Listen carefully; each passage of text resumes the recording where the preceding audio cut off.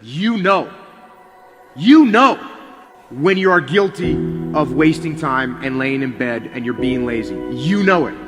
Whether that was 7 o'clock in the morning or 6 o'clock in the morning, you know it. You have to start the cycle of waking up early by waking up early. Success is not convenient. You have to do what is required to accommodate success. Holding the line, maintaining the standard, giving no slack, none. That's the discipline. There are opportunities that are going to come your way, and there might be some other things going on, and you have to make a choice. You have to ask yourself the question, what do you want? Because if you don't know what you want, nothing else matters. how I'm about to use my time. Is it positive? Is it purposeful? Is it leading in the direction of where I'm going and the meaning of my life? Is it productive? And is it profitable? But when you know what you want, why do you wake up at 3? Because I know what I want. One thing that discipline definitely does help you with is it helps you get things done. And when you get things done, when you actually do things, you have more success. I wake up, boom, and I go pursue it.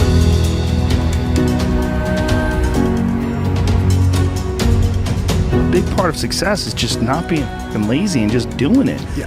That's like 90% of it is just showing up. And if I look at the best of the best, whether it's in business, in science, in the arts, in sports, these are people who have trained their brains to show up and discipline.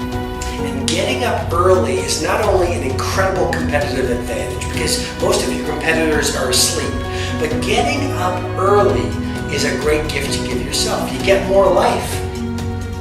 College is all about time management. Getting ahead of the curve, because it's so easy. That's what happens with kids in college. That's why they don't do well, because for the first time, there's no one tracking them. No one's imposing discipline on them. You have to have, in order to do well in college, you have to have self-discipline, because no one's going to tell you to start that paper that's due in 6 weeks. No one's going to tell you to start it tomorrow. Get there and start working. Like, you're not going to feel perfect every day. If I only worked out when I felt good, I'd be a fat, because there's a lot of days I don't want to do it. It's pretty much the same with everybody that actually gets good at something. There's got to be those days you push through. You need to get the time management going. You need to get a disciplined time management schedule. You need to get ahead of the curve as early as possible. And they're probably going to be more numerous than the days you don't. And so the benefit of discipline in my eyes has always been that through discipline, I get things done. I always say that I'm like the most lazy, disciplined person I know, because I don't want to do it. Yeah. But I always do. Do you want to be an artist? Do you want to be an engineer? I don't know, but I want you to start the year off. We're not talking about, fake dreaming and just writing goals down to be doing it. I'm talking about knowing what you want, because when you know what you want, that's where the drive comes from. That's where the passion comes from. When the thing is done, when the discipline has been implemented, remember what that feels like, and then remember that those minutes and those hours, they turn into weeks and months and years, and holding the line in those critical minutes will put you in an infinitely better place, physically and mentally, if you maintain the discipline. I don't have my morning routine game, I feel, out of sorts. So I think it's true for everybody. You gotta own your morning, you gotta win it, because that starts and sets up everything else. People need that discipline, those routines that will help the rest of their day go better. Get some momentum and be okay if that momentum is really small, because it will build. Trust that that momentum builds, and trust those gloomy and bad, dark days.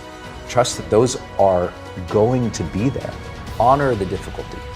When we honor the struggle instead of hate the struggle, we can really achieve extraordinary things, because our mindset's in the right place. Now, the first night, you're going to have a hard time going to sleep. What you do is the next morning, you wake up early anyways. That first night you only got 5 hours worth of sleep and now you're tired throughout the day. Good. Because then when you get to bed that night, you will turn off that computer and you'll be able to go to bed earlier like you wanted to.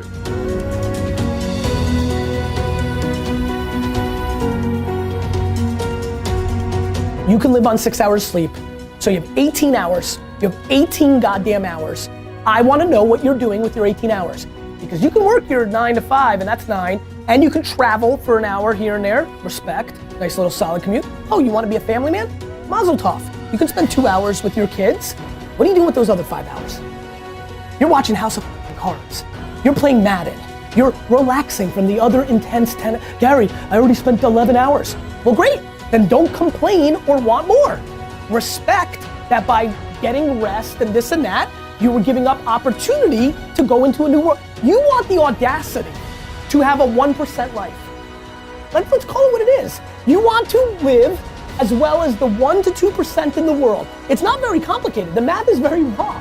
Like, if you want to have one of the best lives in the world, which is you live on your terms, you have to pay your dues to get there. And you have to be lucky enough to figure out that you had talent in the thing that you actually want to do. Because you can work 24 hours a day, and if you stink at golf, or you're not a good content producer, or your logos look like the shit I would make, then you're gonna lose. So that's what you gotta do.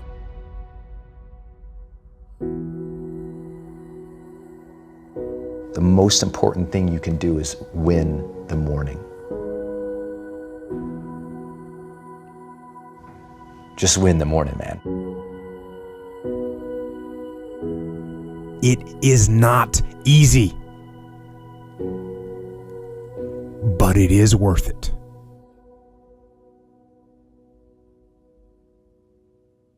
As John Henrik Clarke said, powerful people cannot afford to educate the people that they oppress. Because once you are truly educated, you will not ask for power, you will take it. I have the chills right now, and I want everyone listening to this to really think about that. Power is not given, it is assumed. If you want something in your life, you've got to become capable of taking it. And that's the whole point behind getting educated. Don't think about education as flipping through a bunch of books.